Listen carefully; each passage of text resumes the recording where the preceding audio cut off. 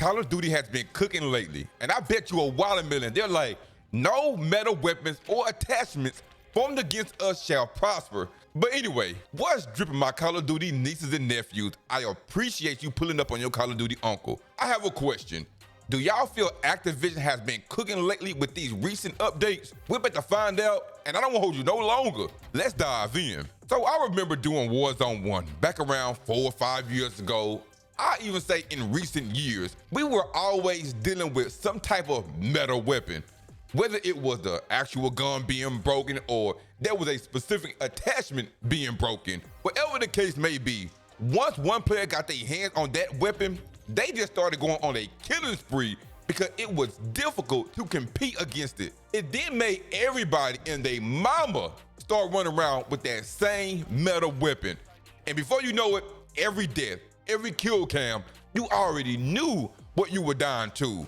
Hell, for some players, it became enjoyable.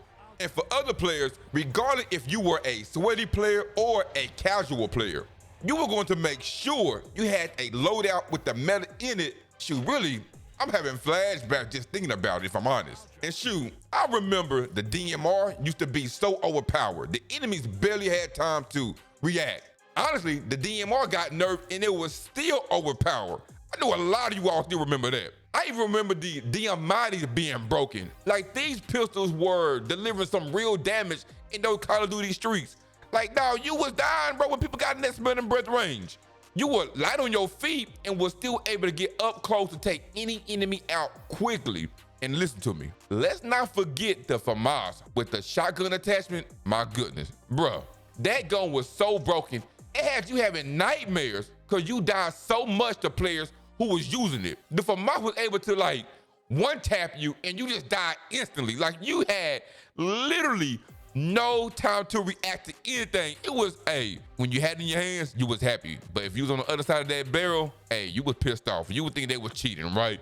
But that's what we was dealing with. It was insane. And trust me, there's many other broken metals, but I'm sure you all get the point. So I'm not gonna discuss all of them, like the AUG for an example, but let's keep moving forward. Back then, it was tough. And the main reason for that is because it took Activision and the team so long to fix whatever weapon was broken at that time. It took them so long to give those weapons a nerf. Like I mentioned earlier, there were times they'll even nerf a broken metal 1 or 2 times and it was still overpowered. And I kid you not, we're talking about a weapon that could be broken for like 1 or 2 weeks.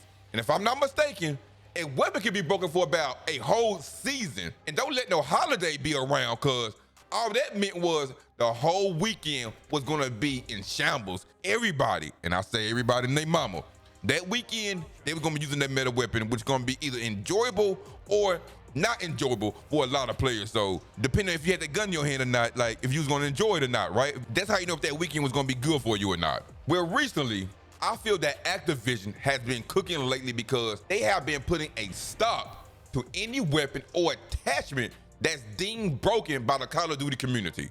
As of yesterday, in the Call of Duty patch notes, and this is for all modes, they disabled items such as the MX Guardian shotgun. I don't know when the last time somebody really used that, along with the 12-gauge Dragon Breath ammunition. They also gave a brief reasoning as to why they did it, and it says 12-gauge Dragon Breath ammo was only meant to be available on specific trigger types for the MX Guardian shotgun. As such, we disabled this attachment until we can address the issue. Believe it or not, that's dope. There were players that was able to get their hands on this MX Guardian, but some players, such as myself, wasn't able to play with this because Call of Duty was quick to disable it. Now, Call of Duty Updates did put out a tweet just to give a bit more clarity to the community, and it says, for clarification, the 12-gauge Dragon Breath ammunition has been disabled on all Modern Warfare or MW 12-gauge shotguns until further notice, not only just the MX Guardian, so they aren't playing around. They want to make sure that the Dragon Breath wasn't accessible at all for no other 12-gauge shotgun, and I don't blame them. Could you imagine somebody using a different shotgun with the Dragon Breath on there, bro? Like, come on, bro. We already know the Dragon Breath always is that attachment that makes these shotguns like OP. But also, a few days ago, Call of Duty disabled the snake shot pistols for the Basilisk revolver. They honestly didn't waste any time taking action to disable this. Although there are gameplays and clips of players being able to get their hands on it, but it is removed.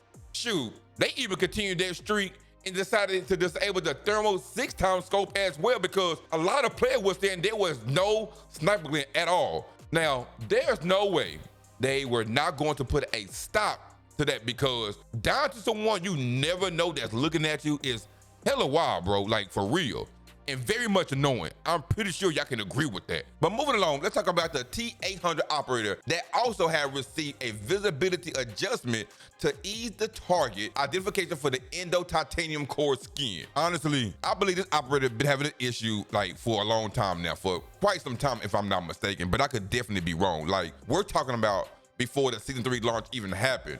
But even with its recent changes, some believe there isn't any major changes to the operator. But I would say I'm glad to see they went and made that attempt to make the adjustment, because we know the rose skin and things like that, back in the day, it took them forever to acknowledge that and to address it and to really, for you to see those changes, to be honest. But they made the attempt. Let's see what they do for the long to see if it's viable or not viable. Can you, not even viable, is it visible or not visible, pretty much. Also, we did get some weapon removals. Like I said, it's a huge W, if I must say so myself. For Battle Royale, for ground loot and supply box loot, they removed the DM10 marksman rifle, the Sarkov or Tarkov, I don't know which one it is. Do start with a T or a S. Like, is it Tarkov or Sarkov? Anyway, they did a marksman rifle, and also the SVD sniper rifle as well. Can we just give them a hand of applause, please? Because let's be honest, who really enjoyed picking these weapons up? Like, seriously, who actually wanted to go into battle with these type of ground loot in their hands? You already know if you pick these weapons up and you go against any player with a full auto weapon, you just knew your chances of surviving was slim. And if you can relate to that, then consider hitting that like button for your Call of Duty uncle. It'll be greatly appreciated. Now, I cannot leave out my zombie lovers, because I'm sure by now, most of you seen some good changes. Well, I'll say, I hope you seen this specific change, because ever since the launch of Black Ops 6 Season 3, many of you weren't able to play the game without any issues, right?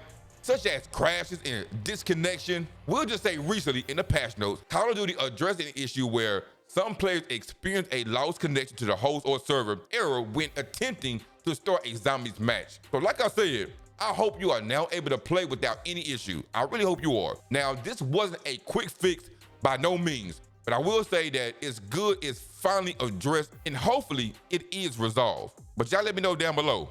Now, for some zombie maps such as Shadowvale and also Citadel de Moor, there was some issues addressed as you see on screen. But these patches was back on the 8th, so y'all go ahead and pause the video, go through them to see if they did address and fix the issue that y'all been complaining about, and I feel y'all, and if not, shoot, just let me know. But we also have some recent updated patch notes. But first, let me say this. They did address the issue where the Black Ops 6 sniper rifles were missing heavy traces when fired. We definitely needed to see that visual effect for sure, but it's great that they got that handled, so big ups on that. But let's quickly go over the new addressed issues for the Shadowvale map, and it says they addressed the issue where the lab technician can transform into a parasite, preventing it from dropping the floppy disk for the Wonder Weapon quest. Also, for the boss fight, they addressed the issue where the Void sheath augment for the Ether Shroud was not counting towards the maximum number of melee swipes a player could do while mounted on the boss. They also say they increased the maximum amount of melee swipes a player can do while mounted as well.